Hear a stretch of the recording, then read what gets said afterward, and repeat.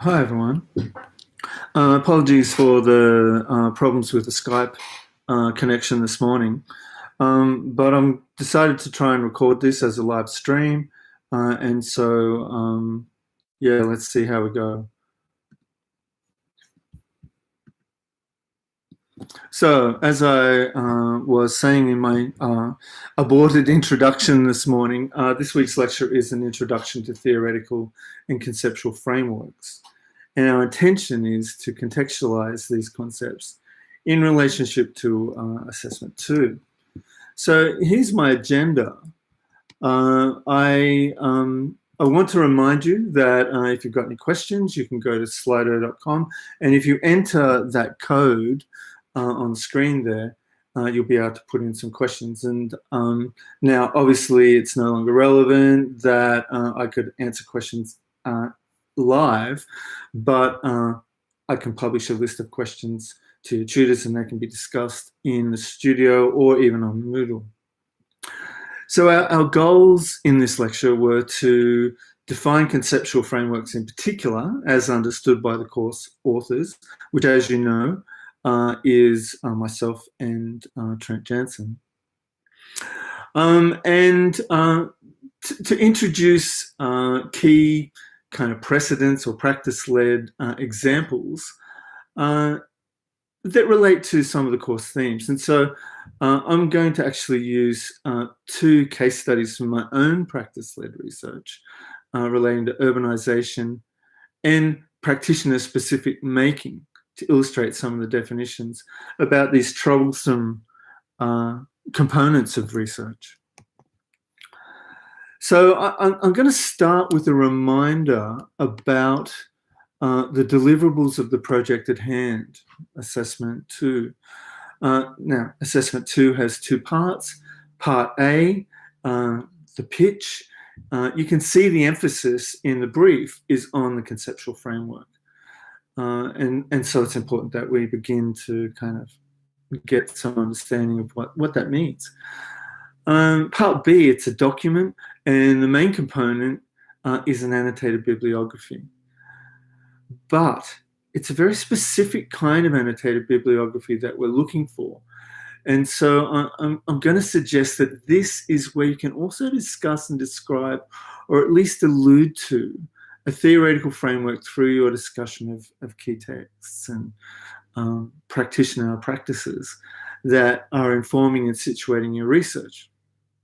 Now, of course, as I usually try and do, I'll keep the language as simple and as clear as possible. Now I said before, these terms are troublesome. And I think that that's the case because they're often confused with each other or they're used interchangeably. And theoretical and conceptual frameworks both guide the paths of a research project, and they offer the foundation for establishing its credibility, without doubt. But although these terms seem similar, they're different from each other in concept and their roles in a research inquiry. What we could say, however, is that they're both tools that situate your research in relation to existing theoretical research and practice. In postgraduate research, we speak about identifying the gap in the knowledge that one's research seeks to address or fill. So situating one's research is critical in communicating how one is addressing a gap in existing knowledge or creating new knowledge. And here, I think, in this quote on screen, that we see the researchers Lederman and Lederman argue that the sources we use to form our theoretical framework work in concert. They work together to make an argument that our research proposition is possible, or it's a possible answer to a research question. So when you think about the annotated bibliography, it's also an opportunity to point to the theoretical sources that can form a theoretical framework. And the emphasis you bring to the assessment very much depends on your project and your approach to the research. Now remember, the precedents from practice are as valid as scholarly texts. That's an important point. Excuse me. The answer to the question, what is a theoretical framework, has been answered in many ways. Here are a few. It's the blueprint or guide for research. That was posited by Grant and Osanwu.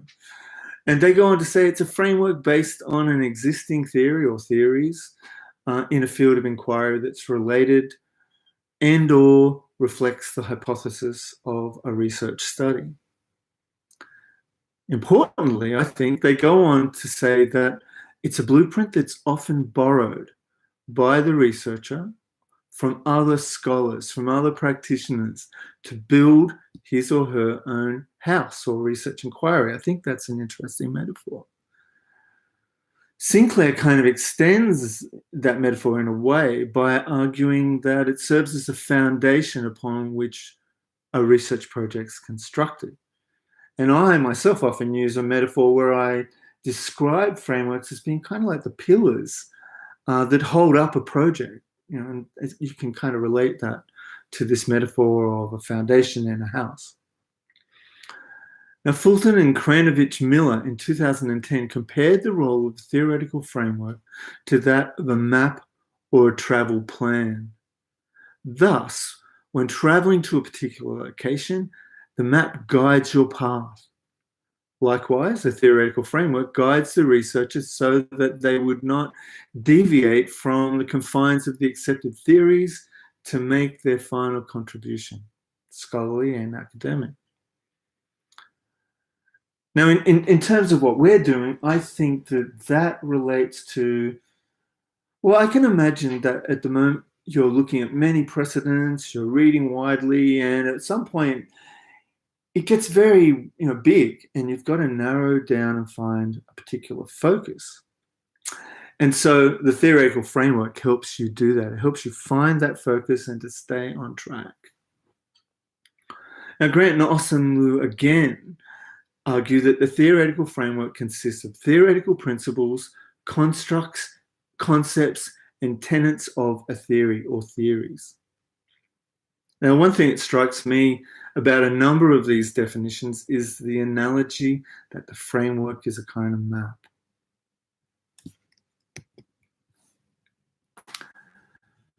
Now, we of course need to be able to express theoretical frameworks in textual formats.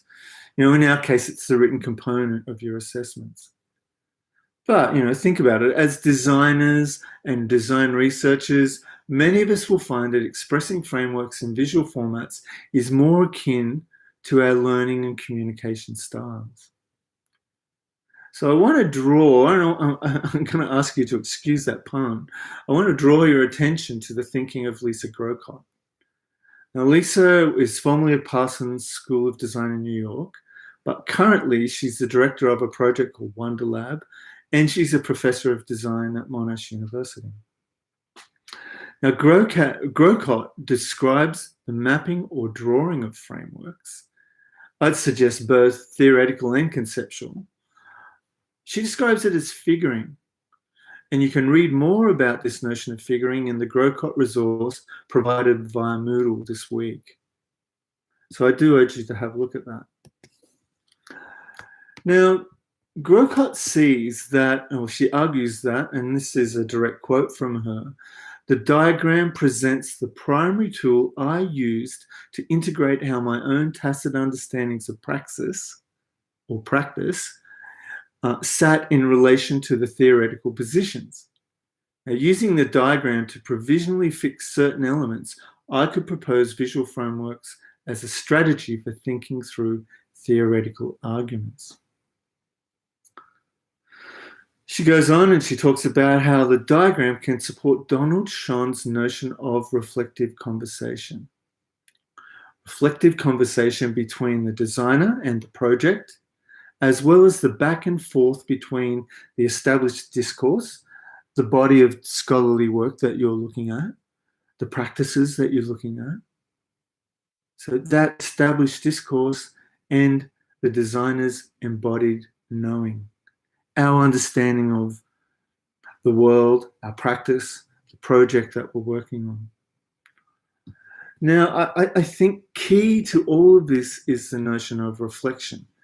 And so picking up on that allusion to reflection and the link to Sean and his theoretical work around reflection in practice, we can see that the map or the diagram figures in most research, not just design research. Now, this map is a map of David Kolb's learning cycle. And it's a fundamental principle, in fact, that we've applied in the design of this course. So let's just briefly run through it. The first phase at the top there, concrete experience, it's about having a new experience in our research project, for example, or encountering a new situation in our practice, or reinterpreting an existing experience or understanding that we have. Phase two, it enables us to think about how we might review and reflect on such an experience. Thinking about the particular importance of any inconsistencies on our previous understandings and what we've discovered, or new understandings that have emerged from having that concrete experience. This enables us to move on to phase three, which is about conceptualization, consolidating our understanding, abstract conceptualization. So reflection gives rise to a new idea or a modification of an existing abstract concept. We've learned from the experience. We've integrated it into our understanding. We've integrated it into our practice. And this enables us to move on to further experimentation. So we begin to apply the new understanding or our new ideas in the real world to our research project, for example. And we can see what happens. And this, in turn, enables us to go on and have further concrete experiences.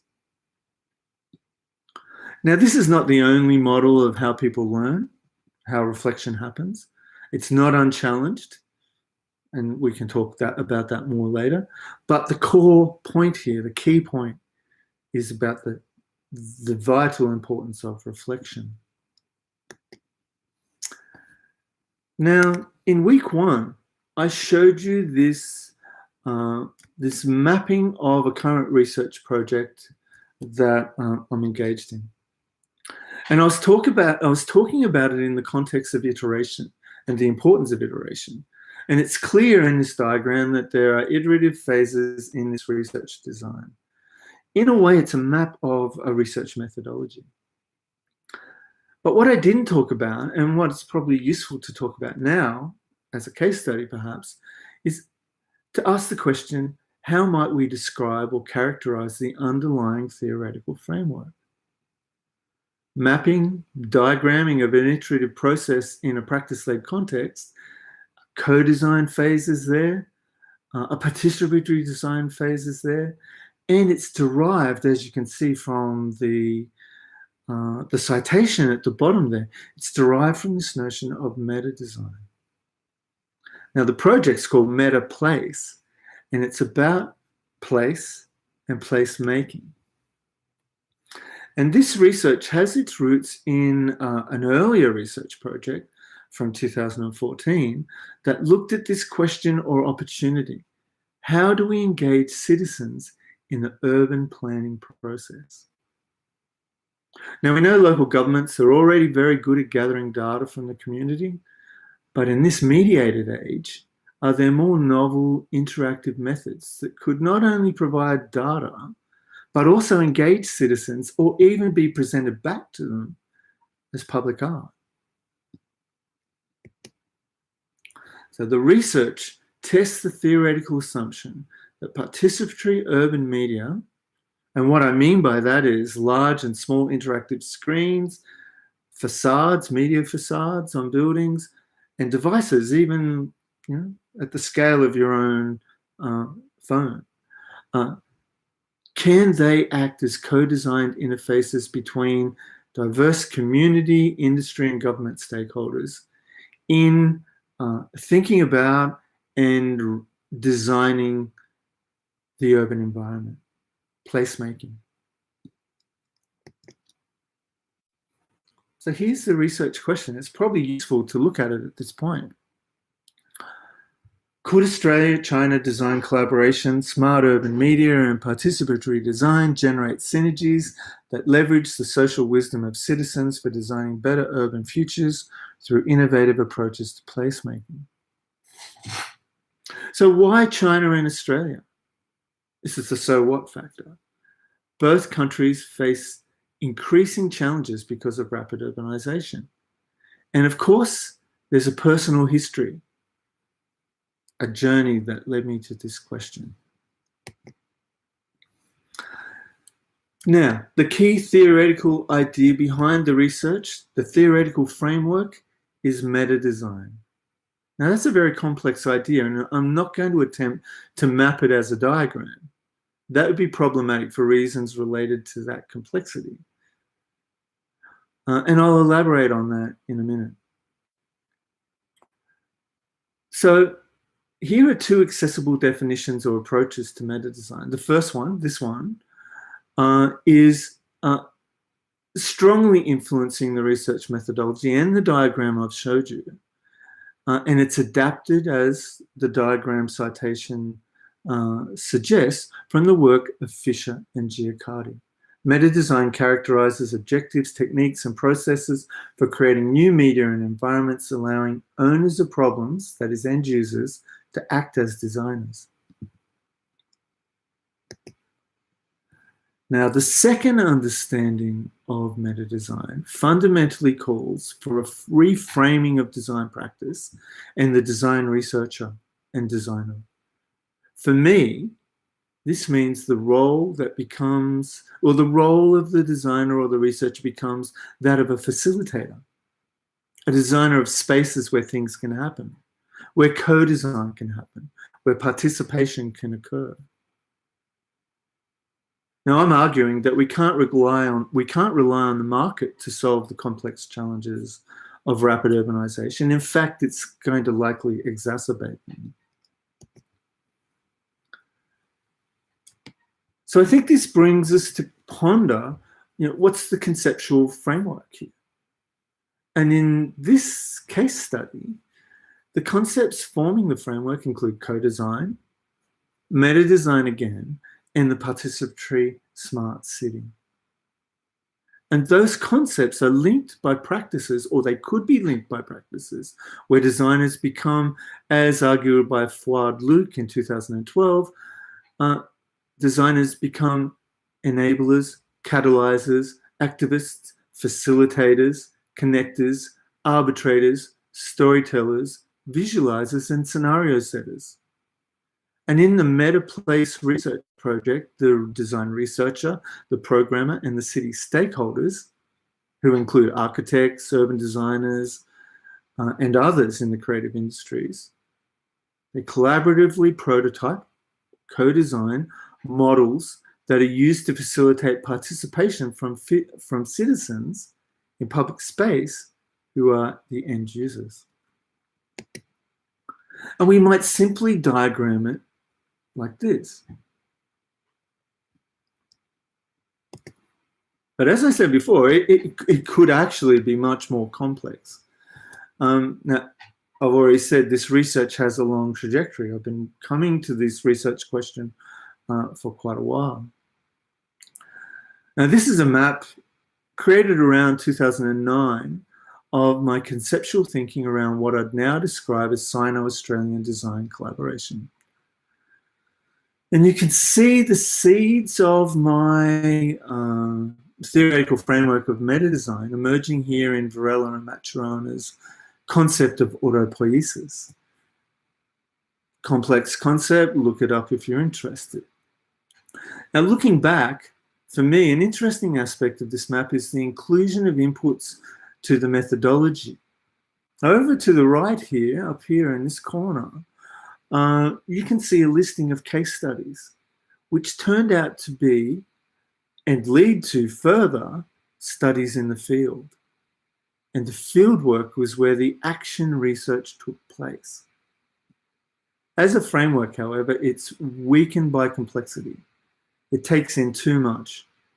This is something to be aware of and beware of. It's important to find that viable focus viable in terms of time, resources like materials, our skills, and the relevant of our, in our case, the relevance of our design practice. But now it may be more apparent how the research methodology articulated in this diagram is informed by both the theoretical and the conceptual frameworks. Okay, so let's think about this a little further. What is a conceptual framework? Now, a conceptual framework, as espoused by Camp in 2001, is a structure which the researcher believes can best explain the natural progression of the phenomena to be studied. It's linked with the concepts, empirical research, and important theories used in promoting and systemizing the knowledge espoused by the researcher. It is the researcher's explanation of how the research problem would be explored. Through what means will I carry out this research? Now, obviously, conceptual frameworks and theoretical frameworks are not just relevant to design research. And I quite like this definition of conceptual frameworks, which is from the nursing profession. And I like it because of its emphasis on the organizing principle or principles behind the statements here. A set of coherent ideas or concepts organized in a manner that makes them easy to communicate to others, an organized way of thinking about how and why a project takes place and about how we understand its activities, the basis for thinking about what we do and about what it means, influenced by the ideas and research of others, an overview of ideas and practices that shape the way work is done in a project, a set of assumptions, values, and definitions. Now, I'm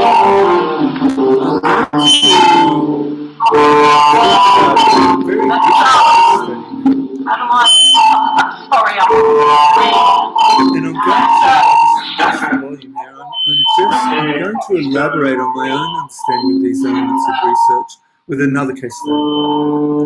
And this practice-led research is exploring questions about new forms of performance and new performance spaces through telematics, improvisation, and disruption. And telematics is descriptive of projects using computer-mediated telecommunication networks as their medium. To some extent, this research project, at least in my mind, made me think that this mode of presentation was permissible. We can see that the challenges and the disruptions are very much evident in our experiences. So, this is Annie Morad here on the left. She's in London. So she spends most of the time in London. And obviously, I am here in Sydney. I live in the Blue Mountains. So we live at separate ends of the planet.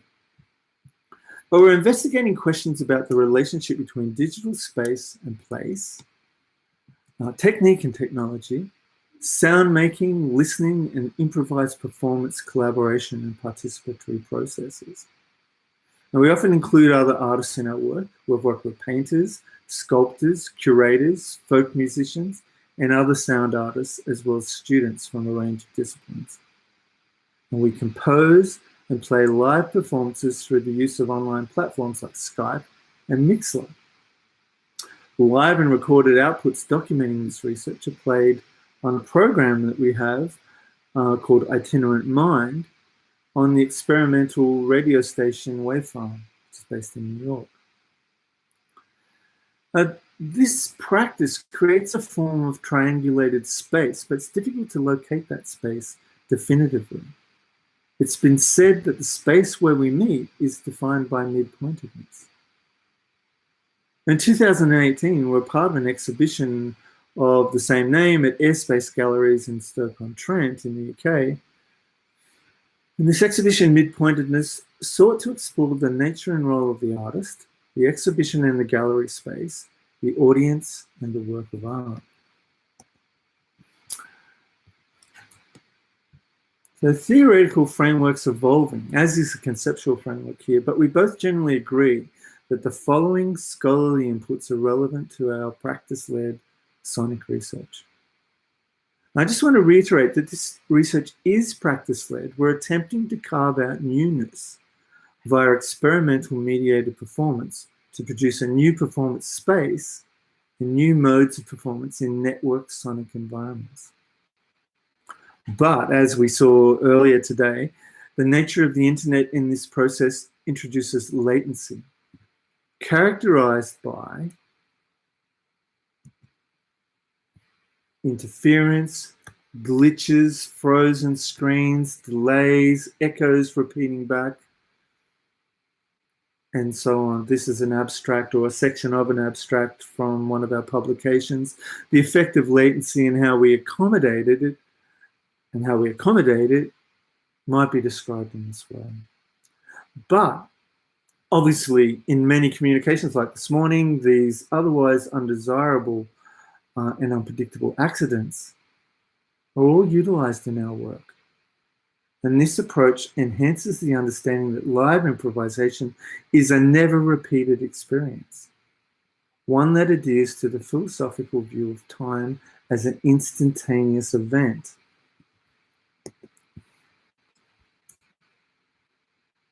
Now, there are other theoretical inputs as well.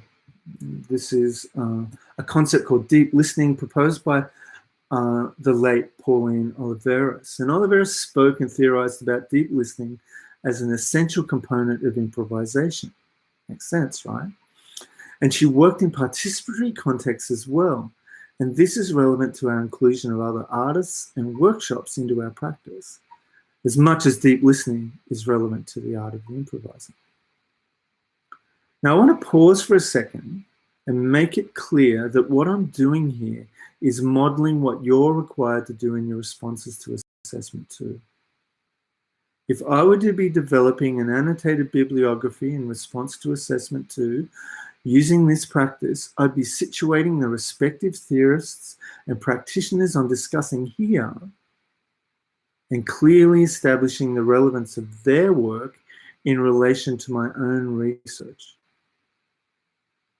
That's what makes this annotated bibliography distinct from the usual case where we simply summarize and describe the contents of a source or a practice.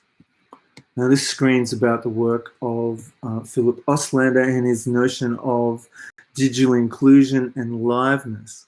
Now, the questions raised by Oslander that you can see up the top there on the screen engage many of the aspects of the telematic. And in a sense, we're responding to Oslander's questions by proposing new sonic spaces where emergent forms of presence and co-presence can be established. And in doing so, as I said before, we seek newness, a space we've dubbed the digital unique because of the improvised one-off instantaneous qualities of the sounds we produce. And this relates strongly to Bachelard's exploration of time and the instant. Similarly, the durational nature of the improvisations we create, which are up to 1 hour or longer in some cases, they form further links to theories expounded by Bachelard and his contemporaries like Bergson. So this notion of time is critical to what we're doing. Time and the instant. Now, the city is also very dominant in the pieces we produce through our use of field recordings of urban spaces. And this, of course, bears close relation also to Oliveros. But I think that the work of Lefebvre is quite fascinating. We're immersed in urban sound as city dwellers, but we screen most of it out. The field recording enables us to think about questions like, how far can we hear? What can we hear if we deeply listen? To what extent does sound in our environment shape our daily life? And how aware of it are we as we move through the city? Now, I'm going to briefly talk about this project, The Grid, which is a project that we've just completed. It took us a year, and it kind of exemplifies this interest in the city that we have. The Grid is a preliminary study exploring sound and cities to forge a triangulated, I should say, performative and intermittently participatory digital space linking London, Sydney, and Chongqing and New York through experimental composition and telematic improvisation. Now, those cities are chosen for their specific experiential, personal, and professional links to the participating practitioners, Annie and myself. And we've just produced and presented a short film on the Grid for the Art Anywhere conference at the University of Melbourne, and we might have time, I think, to go and have a look at it.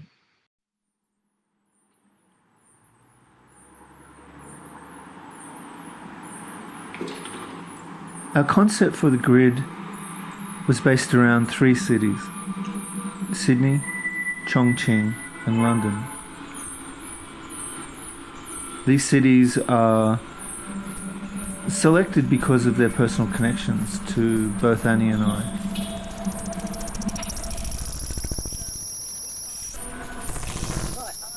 I'm okay. I'm awake. We used Ian McCarthy, who works at the University of New South Wales, and we do sound pieces where we use the internet in order to kind of disrupt what we do. But what we found is that because we get so used to the disruption, it actually becomes so familiar that it's almost like we disrupt it as opposed to it disrupts us. Does that make any sense?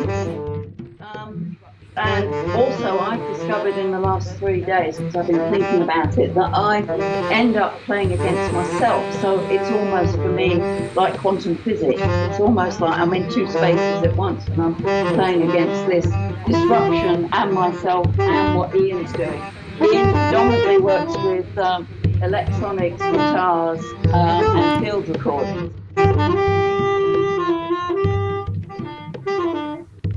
Time is a big factor in what we do.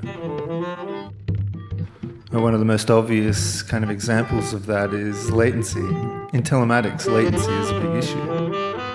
And it manifests, in our work at least, as feedback loops and glitches and echoes that emerge from our use of tools like Skype and Mixler. For each city, we decided upon different research methods. For Sydney, we elected to explore drones, some field recordings, but largely approach representing the city through the drone, perhaps an allusion to its suburban monotony. Our approach to Chongqing was based almost solely on field recordings.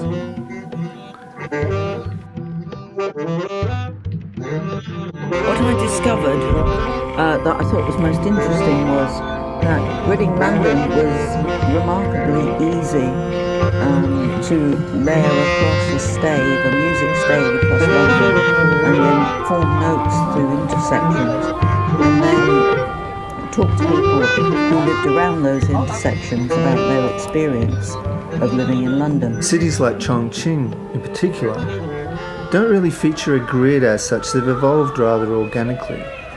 And Chongqing is such a 3D city. It's very much driven by the landscape.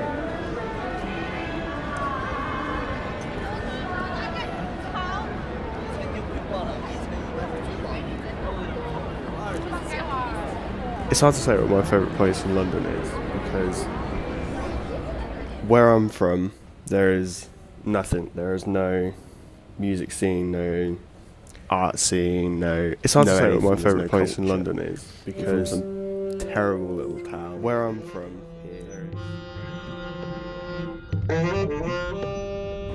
What I also found interesting was that people formed their own grids.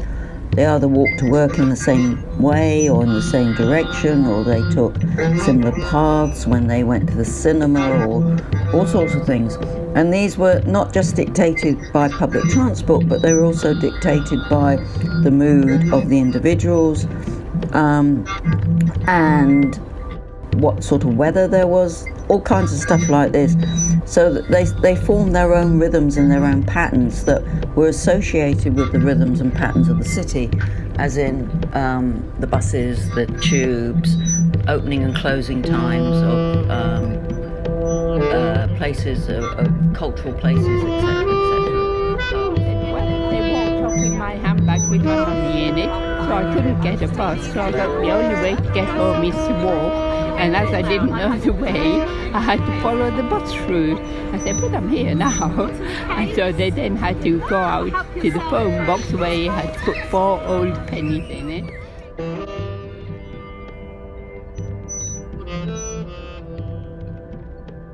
During this process in November of 2018, we created a workshop for sound walking and sound mapping, drawing a lot on Guy Debord's notion of the derive.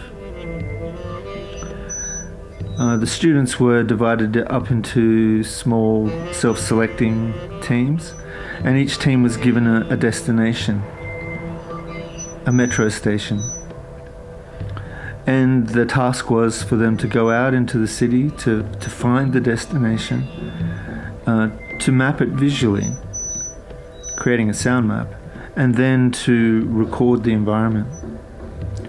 Now that data was brought back to the studio, and we began to manipulate the recordings and the data into an interactive sound map, but also a sound collage of the sonic urban environment of Chongqing, which was broadcast out of New York on Wavefarm in our December issue of Itinerant Mind.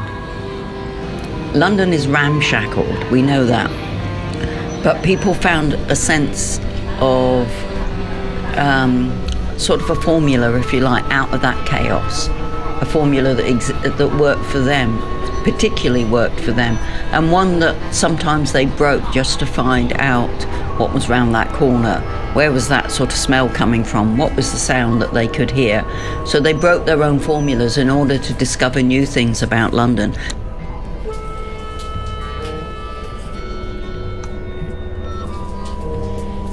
But, time also plays into what we do with regard to time zones. We live at opposite ends of the planet. And so, we've embraced this, and in a way, it's a key factor in our project.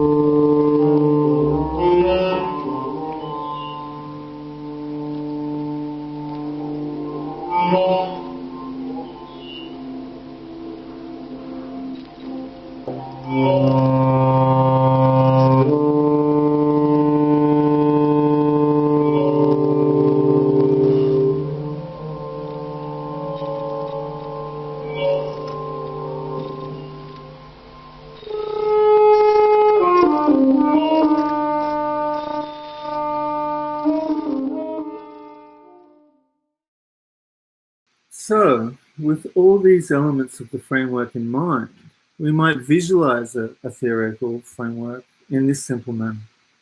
As I said, it's a work in progress. You can see that there are elements here that I haven't actually spoken about. And this is because it's evolving. It's something that we're still, and I anticipate we'll work on for. It'll keep changing as our work evolves, as our practice moves forward. Now, the conceptual framework it's a bit more complex. It's more focused on the means by which the research happens and the concepts that drive it. And so the map or the blueprint, if you like, is taking in inputs at a technical level, necessarily, I think, due to the mediated nature of the work. And here I map the program of research in terms of the inputs and outputs with links out to relevant theoretical and conceptual notions. And again, I'd reiterate that this is an evolving framework. So don't see this as the resolved outcome, more work of diagramming of the process. Exactly as we're asking of you in this course, this ongoing reiteration, iteration, an ongoing process. And so I think the point here is mapping, excuse me, and diagramming is useful for seeing and thinking about and reflecting upon the information and relationships associated with our projects in different ways. And particularly, conceptual frameworks can be mapped, diagrammed, and represented, even in this simple way that we've got here. And I think that this particular format, the one on screen here at the moment, is essential for recognizing and thinking about the hierarchies and relationships in the frameworks we develop during our research. Like here's another one. This is a student work it's by Carolyn Reck. You might recall that I showed aspects of her project in week 1 lecture. And this is no criticism of Carolyn, but this particular diagram is less successful, I think, because it doesn't clearly identify and establish the hierarchies present in the relationship here. And so, you know, it arguably warrants a new iteration. You know, there are many ways to map. So I kind of wanted to quickly show you or remind you of a few examples from previous honours projects. And the ones I've selected relate to the ones I showed in week 1. This is another one of Carolyn's diagrams, and I think you know, the central focus of the project, of course, is on waste and consumption. I think this is a better map because, you know, it shows us the links and hierarchies in a much more clear way. So we get a much clearer kind of understanding. It communicates the concepts here in a much stronger way.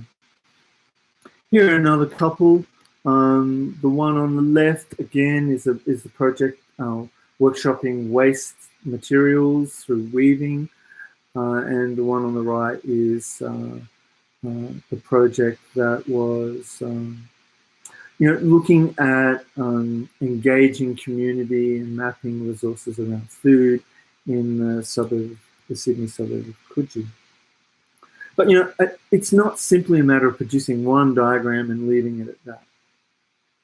As I've suggested, and I'll continue to suggest and encourage you to evolve this with your project, because I think they can even drive the way you structure and think about your project, and critically, of course, how you communicate it to your peers and your assessors, and yourself, that reflective dialogue, that all-important reflective dialogue between yourself and your project. So there's one way to do it. Seek out a language and use it and develop it, own it, make it yours. And I think that's what I like and what I think is striking about Lisa Grocot's concept of figuring. Now, to quote from Lisa again, she says, as a strategy for exploring the tacit nature of design practice, praxis is the word she uses, the process of figuring diagrams enabled me to negotiate my own position as I proposed design iterations, half-formed theories, or tentative conceptual frameworks.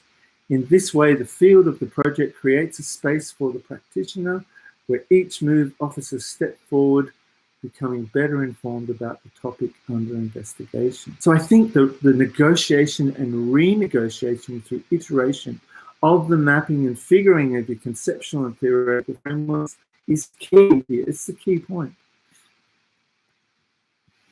So, to summarize, theoretical frameworks provide an essential map or blueprint that includes the relevant scholarly voices and practices that substantiate your approach to responding to your research questions. Conceptual frameworks help organize the key factors, constructs, or variables and establish relationships among them to enable them to be communicated clearly.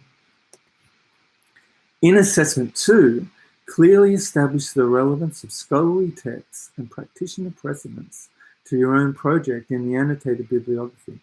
Don't simply describe them. And develop your own approach to the iterative mapping, figuring, and diagramming of your project and its processes and the frameworks. Think about how do these frameworks inform the design and use of appropriate research methods in the project.